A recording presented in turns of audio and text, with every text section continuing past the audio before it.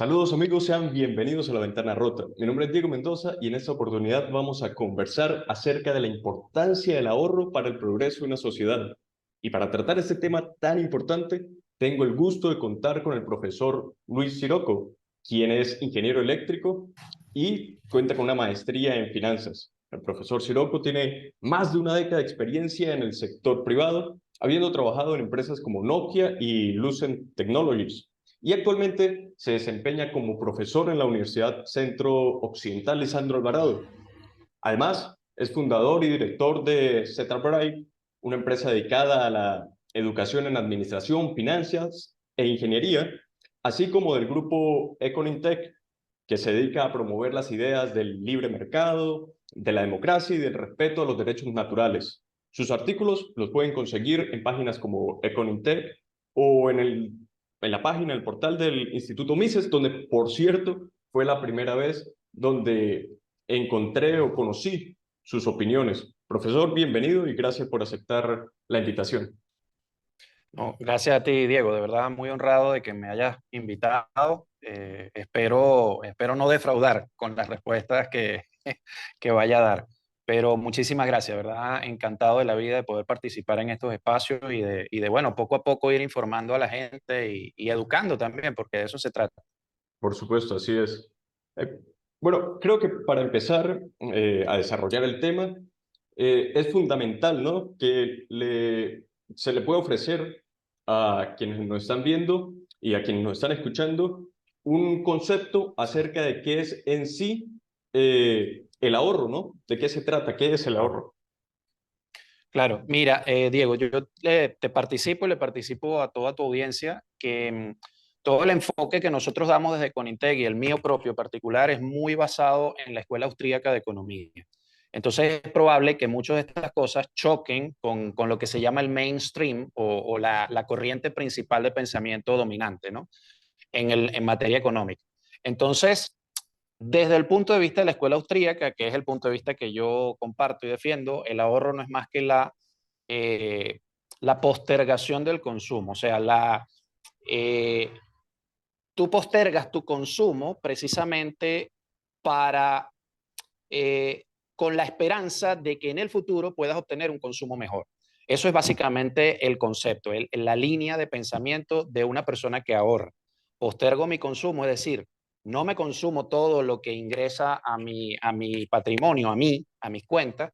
¿Por qué? Porque hay una parte que yo estoy destinando precisamente al ahorro porque pretendo consumir mucho mejor, de mayor calidad en el futuro.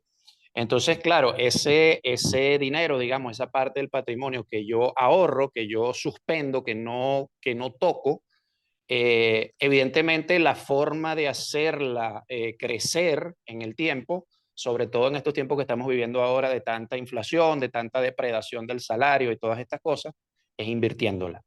Entonces, ahorro para la inversión. Y en ese punto, justamente como usted lo menciona, ahorrar para invertir, ¿no? O sea, dejar de consumir Sí, bienes o servicios presentes por lo que deseamos en el futuro, hacer ese correcto. especie de sacrificio, ¿no? Y tener esa disciplina. Sí. Entonces, en ese punto en donde se podría diferenciar, ¿cree usted, ahorro de atesoramiento? Porque, a ver, creo que la escuela austríaca justamente que usted menciona, tiende a estudiar esto, a ver una separación entre ahorro, atesoramiento, hay una discusión profunda, también lo toca Keynes cuando habla Sí. acerca de por qué sería negativo, pero no se sabe si él habla de ahorro o de atesoramiento, entonces hay toda una discusión al respecto.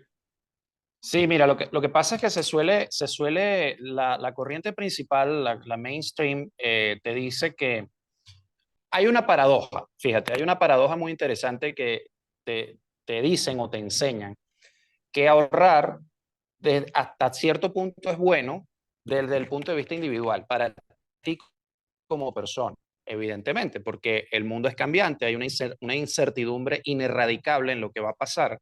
Y entonces, evidentemente, la forma de protegerte es suspendiendo un poco el consumo de ahora para tener recursos, invertirlos, hacerlos crecer y tener un mejor consumo mañana, poder enfrentar esa incertidumbre. Ellos te dicen, desde el punto de vista individual, eso es bueno, pero desde el punto de vista colectivo, social, de la macroeconomía, eso es mal, porque entonces, y ahí es donde se suele confundir ese concepto, entonces el concepto de hoarding que llaman los economistas anglosajones, es como el acaparamiento, el que tú acaparas, atesoras, y entonces eh, se suele decir que, e incluso confundir con el ahorro, ¿ok?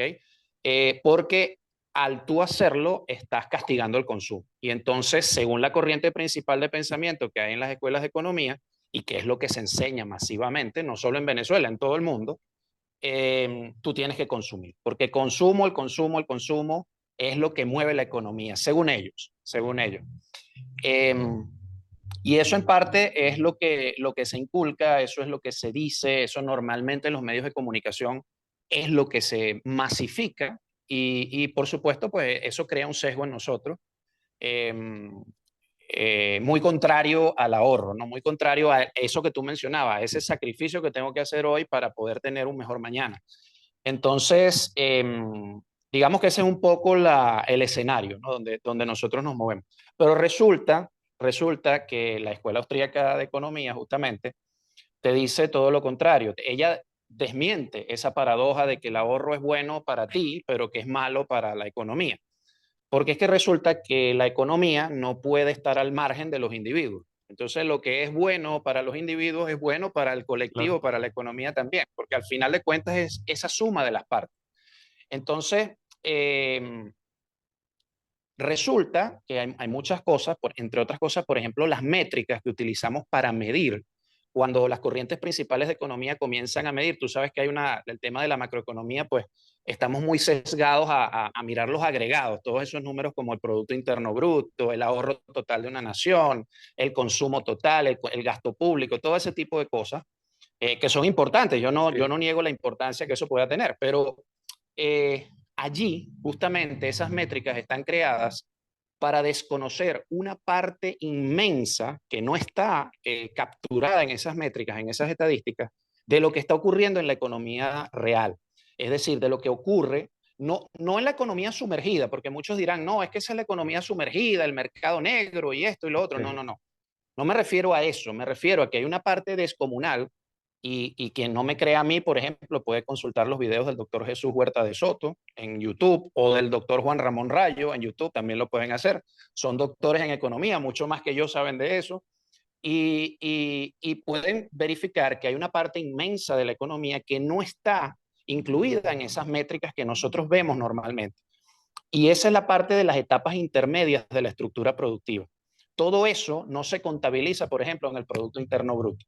Y ya por ahí hay un sesgo. Entonces, claro, el Producto Interno Bruto, la gran concentración que tiene esa métrica es justamente el consumo. Entonces, por eso es que te dicen, claro, tienes que consumir, consumir, consumir, porque si no el PIB va a caer. Claro. Entonces, evidentemente, y es lo que yo le decía a unos alumnos en estos días, evidentemente tú tienes que consumir, porque si no consumes te mueres. O sea, no vamos a dejar de consumir. Claro. Pero hay que poner al ahorro en su justa dimensión, con su apropiada relevancia. Justamente el ahorro es lo que hace que esa estructura productiva de esas etapas intermedias e iniciales que están por arriba del consumo, que no es el consumo final que nosotros obtenemos, ¿no? Como personas, como empresas, en la etapa final, que es lo que mide el PIB y otras métricas, sino todo lo que está antes es mucho más grande que eso. Y eso se logra, todo eso se logra justamente gracias al ahorro.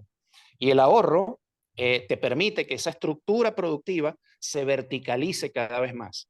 Y en la medida en que esa estructura se haga más vertical, porque va a haber más gente que ahorra y más capital disponible para invertir en esas etapas, ¿qué es lo que va a ocurrir? Pues que la economía se va a desarrollar, que va a haber luego, en un futuro, nuevamente el sacrificio de hoy para el Claro. beneficio mañana, va a haber una serie de bienes de capital nuevos, mucho más eficientes, mucho más baratos, más cantidad, más abundancia, y el resultado va a ser para los consumidores justamente que vamos a ser más ricos porque vamos a poder consumir más con nuestro ingreso, con nuestro ahorro. Entonces, esa es la parte, digamos, que está un poquito sesgada, un poquito no, un pocote Bastante, en la, sí. inform en la educación y en la información que se difunde. Entonces, esa parte oculta que no lo capturan esas métricas, allí es donde justamente el ahorro tiene una incidencia brutal. Exacto. No, y es que justamente el mensaje que se suele emitir es que las sociedades más desarrolladas, los países que son considerados más ricos, son países a los que se le denomina de una manera, creo que despectiva, consumistas. Se dice que son sociedades Sí, consumistas, sí, voraces, y no se ve tal vez el hecho de que para llegar a consumir obligatoriamente antes tuvieron que haber claro, pasado por un proceso de ahorro, ¿no? Por un proceso que totalmente. como dice el profesor Bastos con tanta gracia, durísimo. Un proceso de Claro, trabajo y de reservar para luego invertir y poder generar, crear productos de mejor calidad y mucho más baratos. ¿Y totalmente. ¿Y qué sucede cuando se interviene? Cuando por lo menos se dice que hay mucho ahorro, que la gente no está consumiendo y el Estado interviene y comienza a dar estímulos, por ejemplo, a bajar tasas para Sí. aumentar el gasto, para que haya mayor consumo. ¿Qué ocasiona esto? ¿A qué conlleva en el ahorro? Mira, esa pregunta es tremenda, Diego, porque lo que nos lleva al final, en la corta o en la larga, es a ser más pobres. Justamente todo lo contrario de lo que el ahorro y la inversión deben promover, que es la riqueza, que haya cada vez más riqueza. Entonces, ese tema de, por ejemplo, nosotros no tenemos esas políticas justamente intervencionistas en el tema monetario, en el tema del ahorro, en el tema financiero, lo que hacen es crear incentivos para que la gente desahorre, para que la gente no ahorre. Por ejemplo, te puedo nombrar algunas, si puedo, creo que puedo en este espacio, puedo Sí, nombrarlas. Por ejemplo, la generación de la inflación.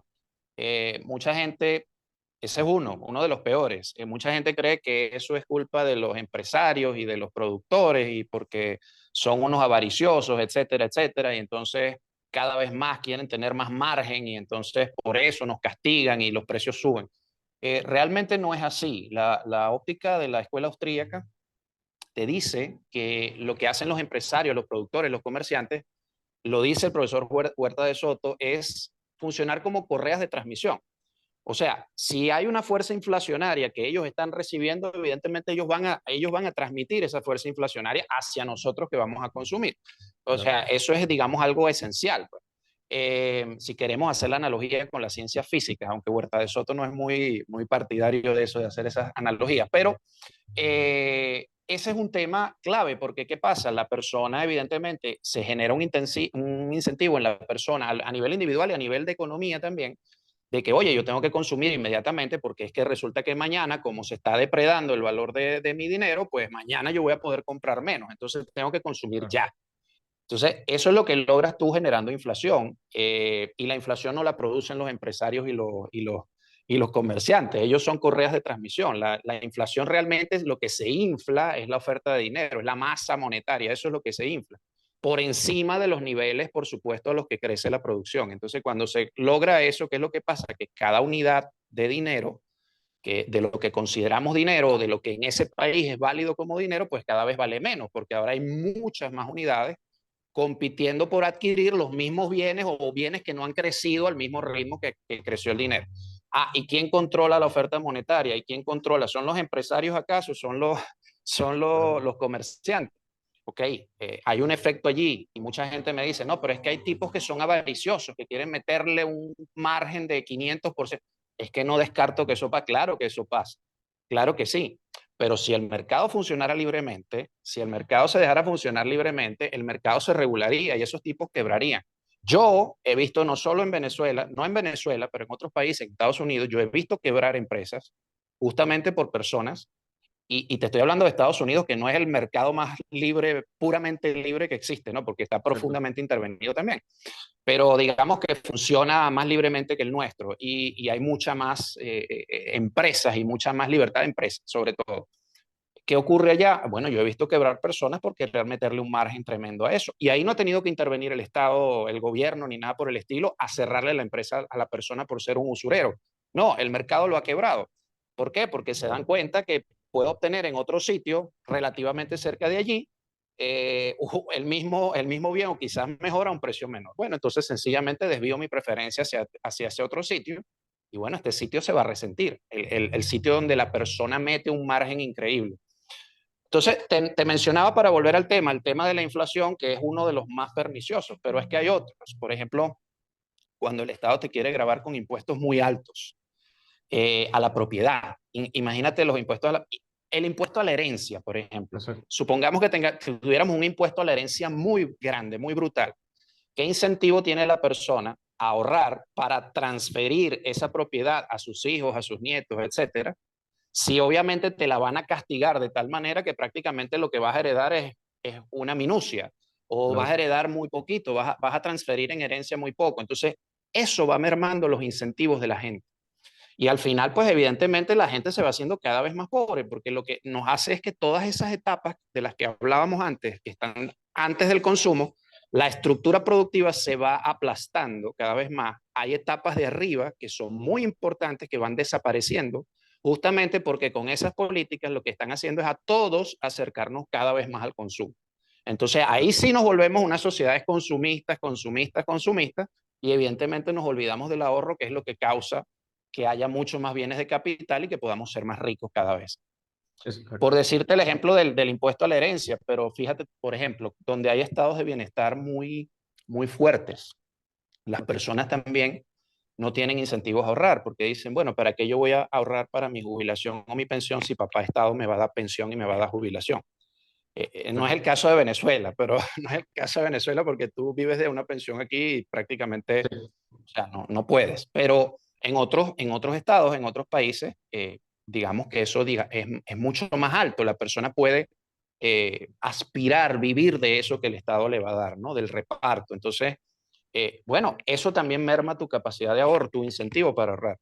¿Por qué? Porque, bueno, porque si voy a tener seguridad, si esa incertidumbre me la están reduciendo cada vez más porque supuestamente me van a dar lo que me dicen que me van a dar, pues no tengo necesidad de ahorrar y voy a vivir la vida loca ahorita y voy a gastar todo lo que tenga que gastar ahora.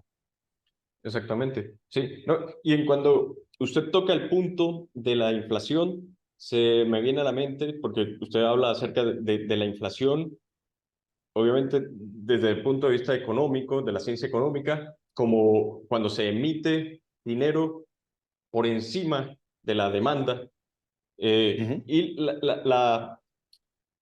la corrección, ¿no? La que hace Mises, que hace como Henry Hazlitt, donde dice que tienen que separarse conceptos como inflación y como aumento de precios, ¿no? Porque si no, Sí, se pueden utilizar justamente por agentes políticos para total. hacer creer a las personas que quien tiene la culpa son los empresarios de los aumentos Sí, de precios, ¿no? Entonces, claro. importante eso que usted señaló, de quién es el que realmente emite y estaría produciendo inflación que se puede luego traducir en un aumento general de precios de bienes y servicios. Eh, Sí, Diego, fíjate, eso es muy importante lo que dices y tal cual como tú lo dices, Mises, Hazlitt, todos ellos hacen mención a eso, el propio Rothbard hace mención a eso, Huerta de Soto también. Confundir inflación de precios o aumento de precios sostenido con inflación realmente, que lo que se infla es la oferta monetaria realmente por encima de la demanda, como tú bien lo has dicho, de la demanda de dinero, este, ese aumento de precios lo que está haciendo es realmente la consecuencia de lo que previamente se generó, de esa causa que es la expansión a lo loco de esa masa monetaria, de esa oferta. Entonces, claro, al tú ver que lo que está subiendo, por ejemplo, como dice Huerta de Soto en uno de sus videos muy cómicos, dice, bueno, es que lo que está subiendo es el pollo, lo que está subiendo es la carne, entonces hay que ir a destrozar al productor o al comerciante de pollo porque ese es el responsable. Claro, porque te han definido la inflación como el aumento sostenido generalizado de precios en la economía y no es así, eso es la consecuencia. Entonces, justamente estás con esa definición, fíjate, con algo tan tonto como una definición estás desviando el foco, justamente la atención de la gente, los estudiantes que se forman en las escuelas de economía y de ciencias políticas, los medios de comunicación, están desviando el foco a donde no es. Entonces, esos señores simplemente son correas de transmisión y más nada. Y ellos tienen una fuerza inflacionaria y simplemente la transmiten al otro lado y ya está. Y nos fregamos nosotros los consumidores. Así de simple. Claro, Entonces, claro, es un tema político de todo este sistema monetario, financiero que tenemos en el mundo entero, porque no es sí, cosa de Venezuela nada más. Lo que pasa es que aquí, bueno, la cosa ha sido bastante más grave en los últimos años que en muchas otras partes del mundo, pero el sistema, digamos, los incentivos son los mismos en todos lados. Y la educación que recibes y la información que te bombardean normalmente es prácticamente la misma en todos lados, desde el punto de vista económico. exactamente. Y, a ver, usted señaló cómo cuando la gente comienza a ahorrar, tal vez sí se puede disminuir, se puede, cierto caso, ver una cierta caída, una cierta pausa en lo que es el consumo, ¿no? Pero es porque justamente ese capital, ese dinero se está invirtiendo para las primeras líneas de Claro. producción. Entonces, allí lo importante, ¿no? Me gustaría que señalara el ahorro para justamente aumentar la productividad y también a su vez la productividad va a aumentar los salarios reales. Totalmente, sí. Más o menos, para decírtelo en grandes rasgos, porque no voy a caer ahorita en explicar la teoría del ciclo, pero Sí, eso lo podemos hacer en otro momento con más tiempo. Pero sí, es tal cual tú lo estás diciendo. Ese ahorro, esa suspensión o restricción del consumo, evidentemente va a causar en la etapa del consumo, que es lo que mide el PIB y todas estas métricas, en esa etapa de consumo, claro que va a causar un cierto resentimiento de ese consumo. Evidentemente eso se va, digamos, a cortar de cierta forma. Entonces, claro, ¿qué pasa con la mayoría de los analistas económicos? Pues que se quedan hasta allí. Oye, no, pero es que espérate, es que esos recursos van a ser reutilizados en etapas donde todavía los beneficios, como ellos están produciendo, es para el largo plazo, esas etapas de arriba, están produciendo no para el hoy, sino para el mañana, esas etapas, esos beneficios todavía no están resentidos. Entonces, ¿qué es lo que hace? Atrae capital hacia esas etapas superiores. Allí se comienza la inversión, cuando es una inversión verdadera financiada por ahorro, cuando es expansión crediticia de los bancos, bueno, eso trae sus consecuencias también. Pero allí entonces comienza justamente a ese capital a moverse hacia allá. ¿Y qué es lo que ocurre? Que bueno, muchos proyectos que antes no se daban, que podrían haber sido rentables, ahora son rentables y comienzan a aparecer esas nuevas etapas. Por eso te decía que se va verticalizando la estructura, porque empiezan a aparecer nuevas etapas arriba. En las etapas anteriores al consumo se empiezan a ensanchar, porque evidentemente atraen gente de las etapas de abajo, atraen trabajadores calificados, atraen toda mano de obra hacia esas etapas que ahora son más productivas. ¿Qué es lo que ocurre? Que bueno, en el mañana, como no están produciendo para el hoy, sino para el mañana, en el mañana todas esas etapas habrán logrado producir un montón más de bienes de capital. Y al final, entonces, cuando ese mañana se convierta en presente, vamos a tener muchos más bienes de capital. Y suponiendo que nuestros sueldos, nuestros salarios, nuestros ingresos no hayan aumentado, bueno, como hay muchos más bienes de capital, su precio va a caer porque hay mucha más abundancia, ¿ok? No hay tanta escasez, sino mucha más abundancia. Entonces, con las mismas unidades monetarias que yo gano, voy a ser capaz de poder comprar más cosas.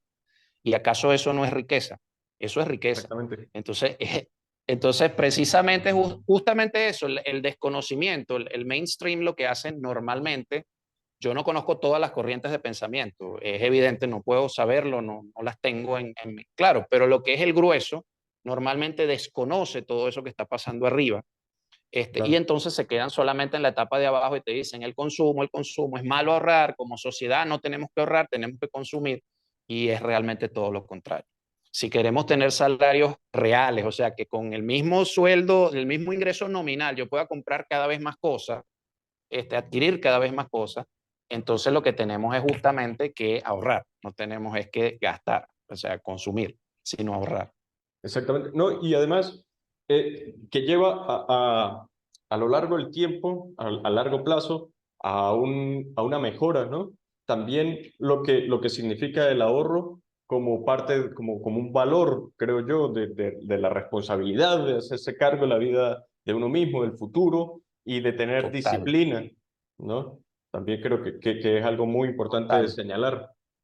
Totalmente, Diego. Mira, eso tiene una importancia tremenda. En estos días justamente veía un video del doctor Juan Ramón Rayo, Él estaba haciendo no era una disertación actual, esto creo que fue en 2018 por allí, él fue invitado a una fundación y estaba justamente hablando de la importancia del ahorro, de Ah, esto que ok. estamos hablando hoy en España. Y él decía, entre las cosas, muchas cosas interesantes que dijo, que es eso justamente, el crear esa disciplina, el valor que tiene.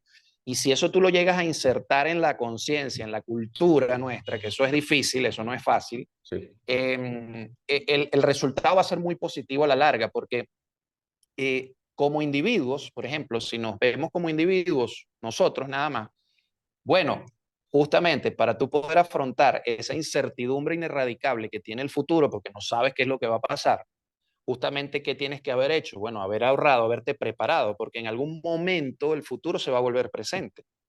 Y entonces, si no te has preparado, lo vas a lamentar, porque justamente ahí es donde está el problema. Pero si claro, tú te preparaste progresivamente con esa disciplina que tú mencionas, progresivamente apartando una parte de tus ingresos y ahorrándolas y invirtiéndolas concienzudamente, en el largo plazo vas a tener un buen capital, vas a tener un buen colchón de capital para tu poder consumir más, para poder tener una vejez tranquila, para poder darle una buena educación a tus hijos, etcétera, etcétera. Eh, y justamente eso, ¿no? Es ese hábito el que crea ese desarrollo. Y fíjate que todos los demás aspectos que mucha gente te dice que tienen que ver con el desarrollo de la nación también, ya ahora no como individuos, sino como una economía entera, también están ligadas al ahorro. Porque, por ejemplo, el desarrollo del capital humano. Bueno, ¿cómo estudias tú? Si tú quieres estudiar con calidad, etcétera, etcétera, oye, tienes que haber ahorrado primero para poder invertir en esa educación claro. o en esa formación que tú quieres tener. Eso para empezar. Luego, si tú tienes una deuda, ¿cómo haces tú, por ejemplo? Porque hay, como dice Robert Kiyosaki, hay deudas buenas y deudas malas, ¿no? Si tú te endeudas para puro gastar y consumir, pues es una deuda mala. Claro. Pero si te endeudas para obtener, para crear bienes de capital que te van a generar cada vez más rentabilidad, oye, eso es una deuda buena, tú lo puedes hacer. Entonces, eh, si tú te endeudas, evidentemente en algún momento la deuda tienes que pagarla, tienes que honrar ese compromiso. Entonces, ¿qué vas a hacer? Bueno, tienes que ahorrar para poder pagar la deuda. Entonces, allí tienes la utilidad del ahorro también, Claro. que es desendeudarte. Y así como lo hace una persona, lo hace un país también. Un país se desendeuda de esa manera, o sea, deteniendo el consumo inmediato, justamente, en pro de poder tener esos recursos disponibles para ir desendeudándose cada vez más. Y si necesitas, por ejemplo, un sistema financiero estable, un sistema financiero transparente, bueno, evidentemente el sistema financiero te va a dar crédito, va a ser capaz de conectar a los que ahorran con los que quieren invertir. Eso es lo que debería ser un Sí. sistema lo más transparente posible. Bueno, perfecto. Pero tiene que haber un ahorro primero, porque entonces, ¿qué es lo que tú vas a invertir o qué es lo que vas a, entiendes? O sea, el Exacto. ahorro está presente en todos los aspectos del crecimiento económico, en todos, sea a nivel individual como a nivel colectivo. Así Entonces, es. por eso es tan importante. No tan importante y tan preocupante de que hoy en día Sí, en el país sea tan complicado, ¿no? Ese proceso de ahorro, porque al final creo yo, ¿no? Lo que se está haciendo un poco, y vuelvo a usar una frase del profesor Bastos, se está esquemando capital, ¿no? Se está consumiendo cuando usted no totalmente, genera nada nuevo. Se está viviendo de algo totalmente. que ya se produjo hace mucho tiempo atrás, por lo menos se puede ver en el Parque Automotor Nacional que quedó más o menos en el 2008. Entonces, Totalmente. por allí se puede ver. Profesor, ya para ir finalizando, porque nos queda muy poco tiempo, me Seguro. gustaría que si tiene algunos tips, algunas recomendaciones para las personas para ahorrar en estos tiempos de crisis. Es una Sí. pregunta que me hacen, me lo han hecho los estudiantes imagínense, de bachillerato. Me dicen, profesor, ¿cómo Wow. hago yo para ahorrar, no? O sea, y Wow. explicar un poco que existe como una escala de valores, que uno podría decir, voy a dejar de consumir esas ciertas cosas, pero me gustaría que usted nos hablara lo Chévere, que era. chévere. Mira, eso que te está ocurriendo a ti con los alumnos de bachillerato, nos ocurre a nosotros también en bachillerato, en los propios primeros semestres de la universidad. Y eso yo no creo que es malo, eso creo que es bueno. Sí, Como que hay un despertar, ¿no? En la gente. Oye, como que la cosa es distinta si nosotros nos preocupáramos por ahorrar. Claro que con eso, todos esos incentivos que hablábamos al principio de la entrevista, que es muy difícil, es muy difícil en exacto. Venezuela. Yo no te voy a decir que no, es muy, muy complicado ahorrar. Pero aún así creo que de cierta forma, si nos vamos preparando, lo podemos lograr. ¿cómo podemos hacer algunas cosas? Bueno, lo primero que yo sugeriría es tratar de buscar fuentes de ingreso alternas para las personas. ¿Por qué? Porque al tener más ingresos, evidentemente hay una parte que está destinada al gasto, al consumo, porque es inevitable, si no nos morimos, Claro. pero allí yo voy a tener margen para poder ahorrar. Entonces, la idea es crear el hábito continuamente de que cierta cantidad de dinero todos los meses va destinada al ahorro.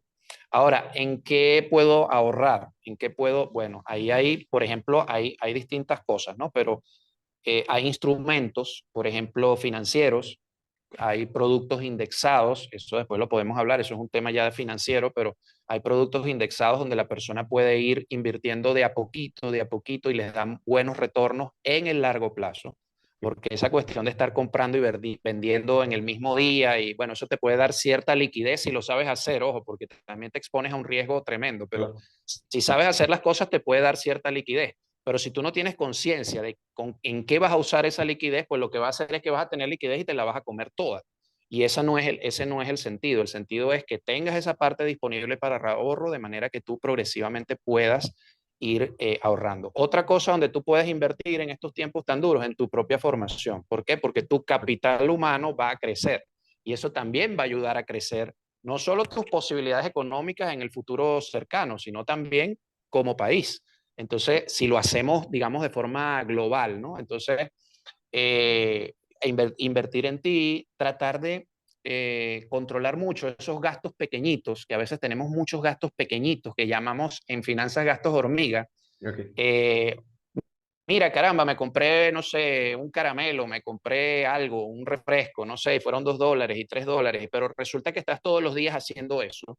O sea, no es que te das un gusto de repente un día y bueno, ya, ok, no, es que estás todos los días gastando $3, $5. Mira, cuando vas a llegar a final de mes, gastaste más de $150, por ejemplo, que perfectamente pudiste haber ahorrado en un instrumento de estos o en tu formación o en alguna otra, o protegiéndote en alguna otra divisa, digamos, que pueda ser un Claro. poco más estable que lo que tenemos nosotros acá. Entonces, hay muchas maneras, pues. Eso, digamos, serían los consejos así básicos que yo les daría a tu audiencia, ¿Cómo no, profesor? que son difíciles de aplicar, ojo, yo Sí. no estoy diciendo que sea fácil, pero hay que hacer el sacrificio. Sí, no, no, es así. Y qué bien que lo haya explicado de esa manera porque creo que es más fácil de comprender, ¿no? La gente muchas veces cree que ese consumo pequeño de $1, de Sí, $2 al día, no le van a representar nada, pero es como una bola de nieve, sí, ¿no? Y al final de mes totalmente. se dan cuenta que la cuenta se les fue de largo. Entonces, qué bueno Sí, que lo haya hecho ver de esa manera. chévere, chévere, Profesor, le agradezco mucho su tiempo, sus por opiniones. favor. Espero que este programa sirva para abrir debate, para crear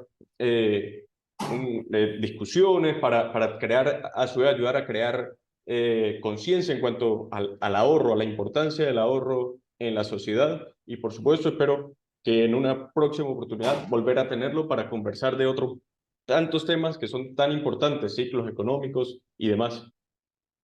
Diego, el que está profundamente honrado y agradecido contigo soy yo, y en nombre no solo mío propio, sino de Conintec, la organización a la que represento en estos temas, pues también te damos las más sinceras gracias. Un fuerte abrazo a toda tu audiencia, allá en el Táchira, en Mérida, por allá somos muy queridos también, y muy odiados, ambas, somos muy queridos y muy odiados porque a veces decimos la verdad muy de frente, pero hay que hacerlo.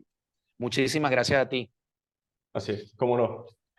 A ustedes que nos están viendo o que nos están escuchando, recuerden nuestras redes, pueden buscarnos en YouTube, La Ventana Rota, pueden hacerlo a través de Anchor, pueden hacerlo, escucharnos en lanacionradio.fm. Será hasta un próximo programa aquí en La Ventana Rota.